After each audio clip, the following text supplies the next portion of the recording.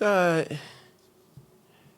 Again, I am incredibly grateful for the guys that we have in our room, Nick. They're just not perfect, but the stuff that isn't celebrated, they're really special at, like serving other people. When we go to restaurants or when they're in the community, I don't know how often I hear people reflect about, what incredible young dudes that we have in our program. So I don't take that for granted, especially in the season. Obviously, the holiday season, you kind of get a little bit more time with them, and you get a moment or two to maybe it slows down a little bit for you. I just think I can get so enthralled with the spirit of competition that you'll take for granted some little things, and it's not something I ever want to take for granted. The opportunity to have a chance to do life with them, and B, we get to do it at a special place. And I think being in Miami, being on the road, having come off the Dayton win, I think there was a lot to be thankful for. So as far as the game goes, FIU is way better.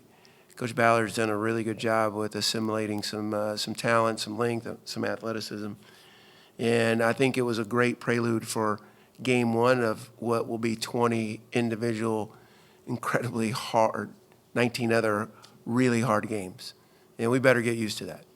So I think my takeaway from that is, man, we got to be way better than we were defensively. We had a film session today, like you never accept in victory what you wouldn't in defeat. And there's some things that we were really fortunate we weren't learning from a loss or a negative outcome. We're learning after we survived one. What can you do on the boards, or is this just is what it is? You expect teams to throw a lot aside the way that they. Yeah, Matt, it's a fair question. I showed him stats of, like, we led the nation in defensive rebounding, and we're second in the nation in 2 of the last 6 years, and we had height disadvantage. We aren't guarding the way we need to guard in order to be better on that end of the floor. And until we accrue those habits and are more committed to it, and we see it as valuable as the coaching staff sees it, then we'll continue to struggle. But they're certainly getting that message.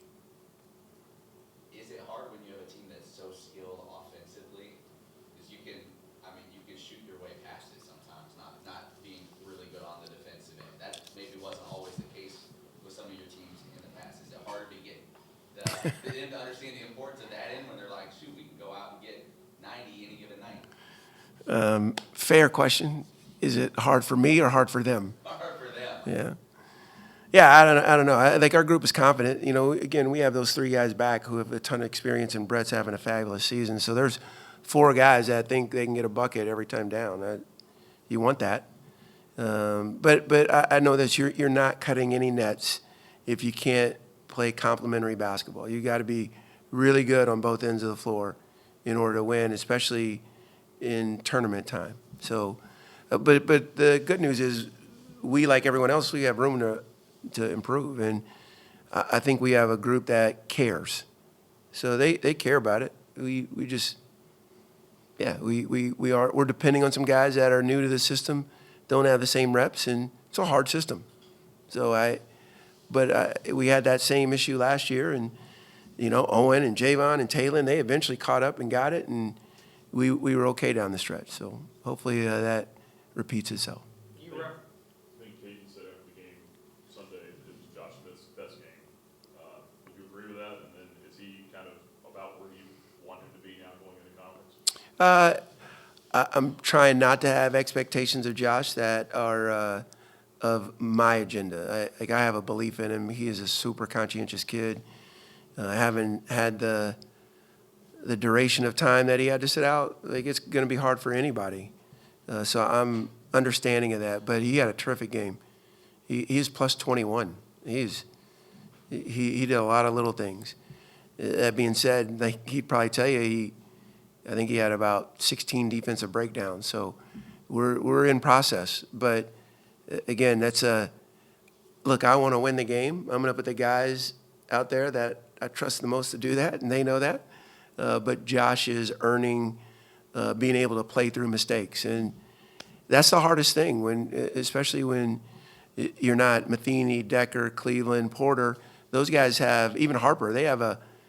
They've got consistent minutes. They know they're going to play.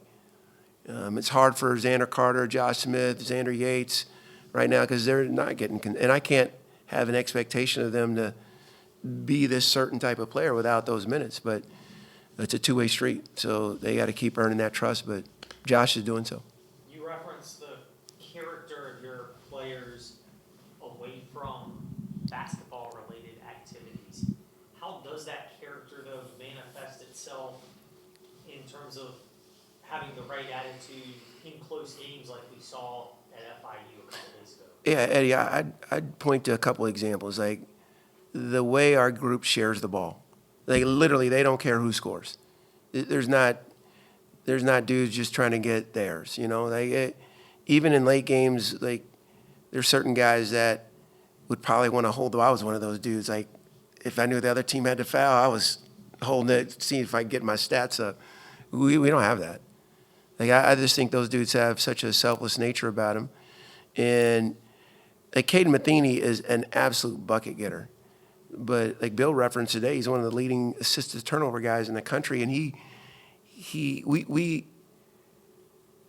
we lost the ball, turned it over, and Caden got it back, touched the paint, fanned it out to Brett, 3-point shot. He could have easily tried to lay it in, and he found Brett open, and he scores it. We miss a shot with a second Caden Matheny look.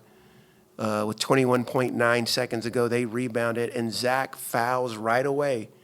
A free throw shooter that we would want to foul, and he makes one of two. It's a 2-point game, and without that, like most teams, oh man, Caden missed again, and so I just think their character, their connection, their belief in one another. I think it's evident on the court on most nights. J.J. Harper played through a little bit of foul trouble, a lot of foul trouble in this past game, but it seems like he's going to be important for you as far as kind of bridging that gap and being like a small ball player for you. What do you want to see from him, and what do you want to emphasize for him as far as whenever he's matching up against bigger guys and staying out of foul trouble? Because like you said, he's going to be consistent minutes, he's going to stay out on the court for you. So what are you trying to, talk to him about as far as his ability to stay out there? Yeah, Bryson, it's just be himself. Like JJ he's another one of those dudes that he'll do whatever it takes to win the game, and he's okay with guarding bigs. He can guard. He's a terrific defender. Like he's gifted, one of the best that I've seen in any of the programs that I've been at. So we're taking advantage of that. Now he doesn't quite have the consistency of the way we do it, but he can outrun his mistakes because he gets his hands on a lot of basketballs, has great anticipation and vision. He's a very good 3-point shooter, and he's a selfless dude. He'll screen, he'll cut, he'll rebound. So I just want him to keep staying in his identity because J.J. Harper as himself is pretty good for us. Obviously, transfer portal is a lot of different faces and names on the teams, but this weekend you got Kennesaw and Jack State coming in. I know you're focused on this year and what the next game, but seeing those two, especially in that order, do you harken back to Huntsville and have some back to what happened in March? Not until you said that, John. We've had some battles with Kennesaw. I think they've become a rival. We won the first bunch of them, and then they beat us at the end of the year to win the home court advantage, and then they won the championship game in our last hurrah in the ASUN. So I think that gave them a bunch of confidence, and they're good, man. Like Simeon's he's having a great year. Braden Liu, we know they've got usual suspects, but they got some other guys. Their freshman Rickards, he's a good player.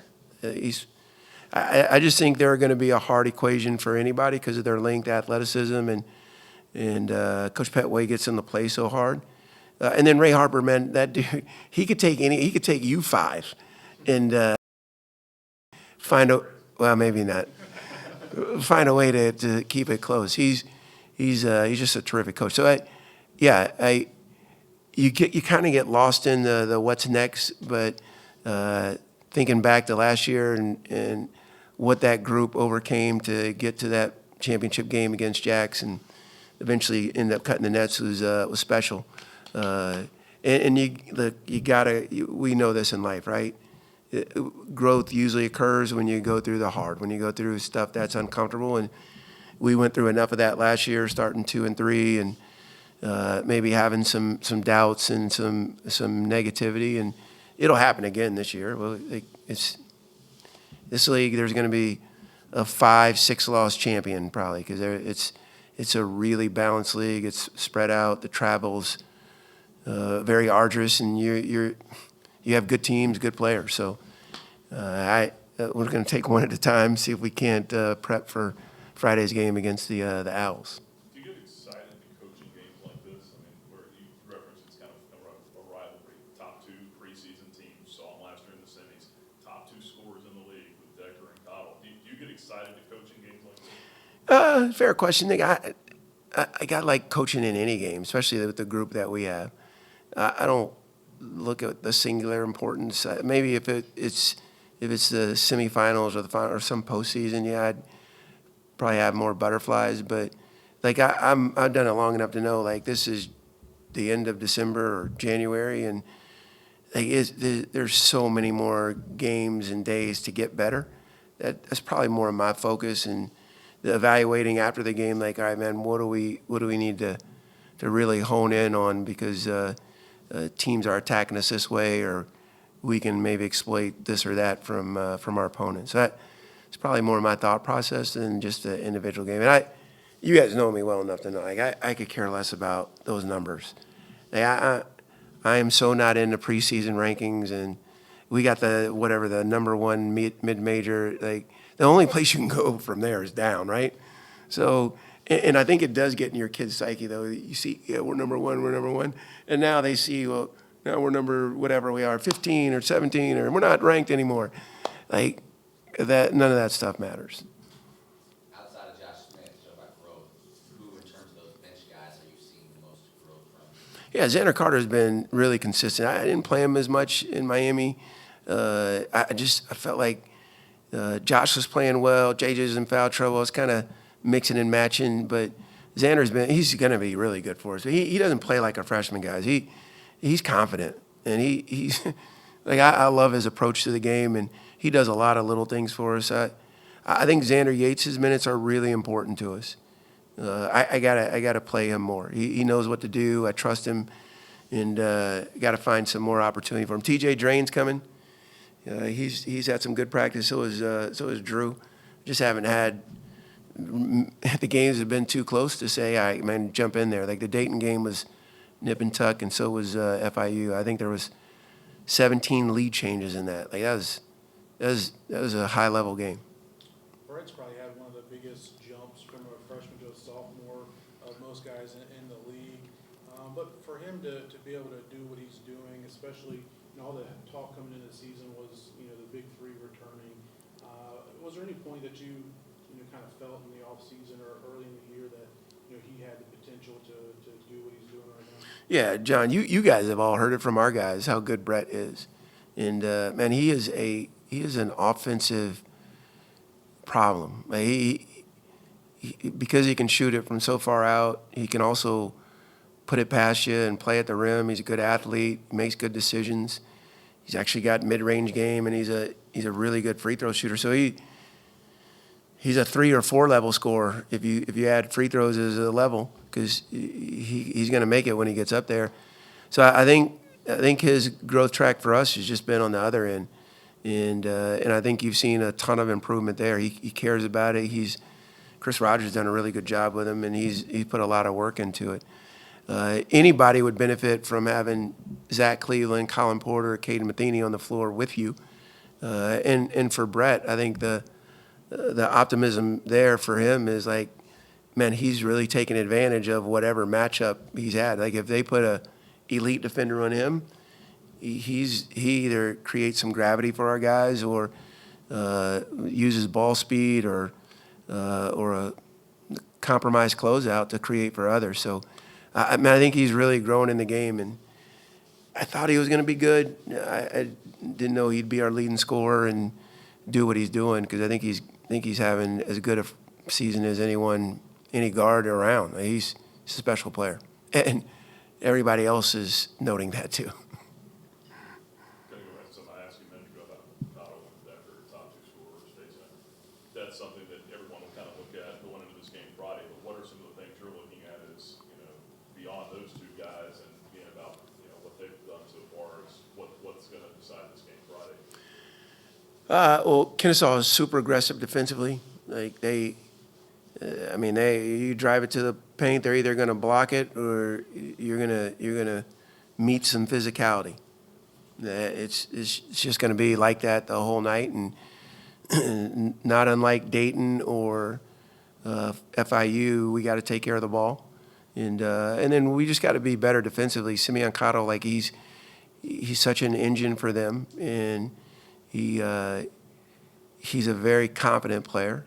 So I think for us it's staying in our identity, doing what we're doing, making sure that we're back in transition and not giving them the ball so they can get out and play with numbers. I think that's important to our cause. And obviously we got to rebound better.